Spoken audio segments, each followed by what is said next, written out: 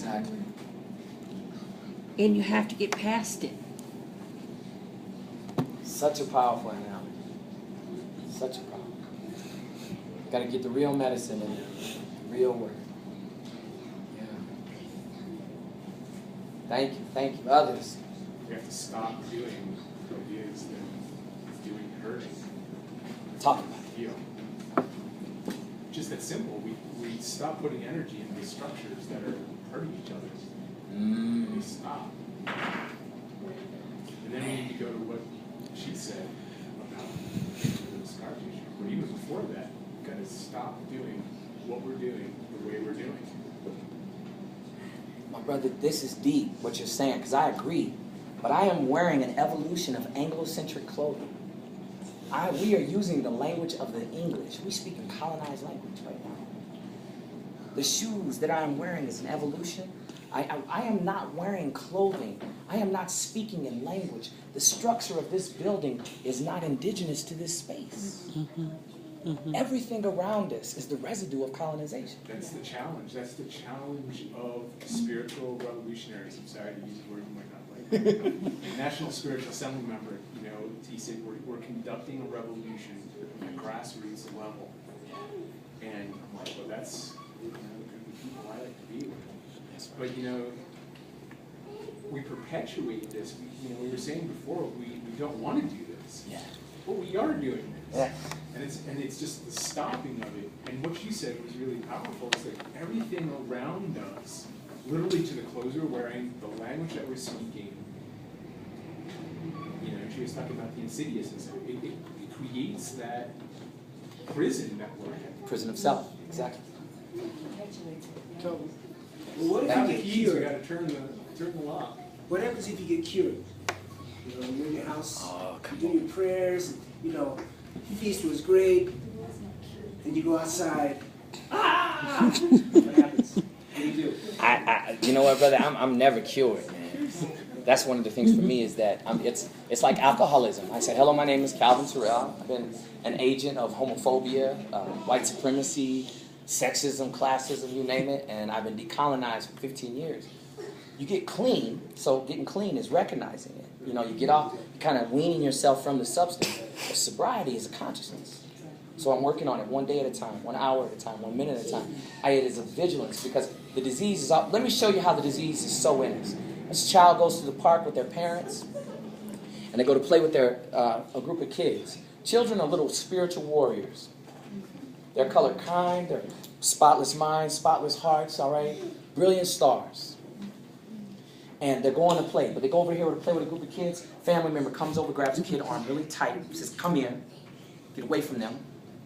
The child is like, whoa, I didn't do anything wrong. The child is thinking this. The child is thinking, if I didn't do anything wrong, if I didn't do anything bad, they must be bad. They make an association. They say to the child, don't play with those people. They're a bunch of stuck-up snobs. They think they're better than everybody else. They own the planet. The child runs over to play with another group. Guess what? They don't run and get the child. They do one of these. Child says, whoa, that means run. Child's run to the parent or guardian. Guess what? They say, those people are a bunch of criminals. They're a bunch of thugs. They're all on welfare. They're violent and loud. They go to by another group. They say, why are you get over here. Those people are here probably illegally. Did you listen to them? They all sell drugs, have lots of babies. Come here. What are you doing by those people? Those kind of people eat dogs. You want them to eat fluffy? Come over here right now. What are you doing? Those people right there, look at them. They live in those trailer parks, the houses that roll away. They marry their brothers and sisters. They all have lives. They're on meth. Come here. No, those people right there, they're a bunch of terrorists. Look at how they're dressed. They knock down the towers. No, those people over there, they don't believe in a real God. Now, I didn't say any racial, religious, or national groups, but I bet you a racial, religious, and national group came to mind for you. The reality is that the poison's already in us. Even if we're good people, prejudice doesn't mean malicious intent. It's the stuff we've inherited. We got to work on it all the time. So we're never cured. We're always working on the therapy. Calvin, so my understanding, and not that same thing, I don't know how to get healed, but I have faith that through love for God, fostering your love for God, you then see God as the supreme creator, the creator of all things.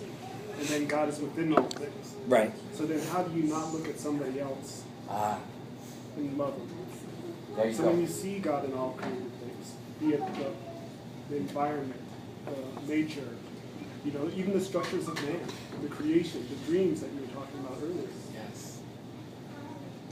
through love for God, that pure love, you love other things. You're talking about one of the things in the junior youth spiritual empowerment program. They work with animators, try to recognize that junior youth have a deep spiritual perception. Between that ages of 12 and 14, our bodies are changing. You know, girls and boys are going through some major changes at that time. And at that time, that is a keen sense of justice that they have in order to develop their spiritual perception. They're developing their identity in that time.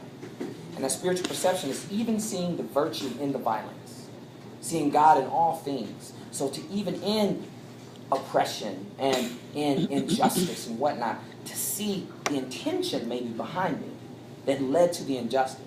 The challenge is we first have to acknowledge the injustice. We have to acknowledge it. We can't look beyond it. We have to acknowledge it. But what tends to happen in our institutions is we get stuck in deconstructing. We get stuck at that point of noticing the injustice. We need the spiritual push, as you were talking about, to push us to recognize there is a deeper thing behind this. Even in these brothers and sisters that hate, this was given to me by a young woman because she felt and interacted with someone that loved her for her. Even though she hated, when she met me, she would talk to her friend, and her friend would talk to me. Because if she spoke to me, she was trained that she would be acknowledging my humanity. But she was conditioned that I was a speaking ape, that I was subhuman. She was paramilitary. This kid was intense, personally. Still remember. And so, I didn't do it. How will I did that? So I agree with you. Other folks, can we heal? And how do we heal? I just wanted to riff off what he said. That works for you, and it works for me, and it works for a lot of people here. But we also have to acknowledge atheists that it will not work for them, and to create a society Exactly. where all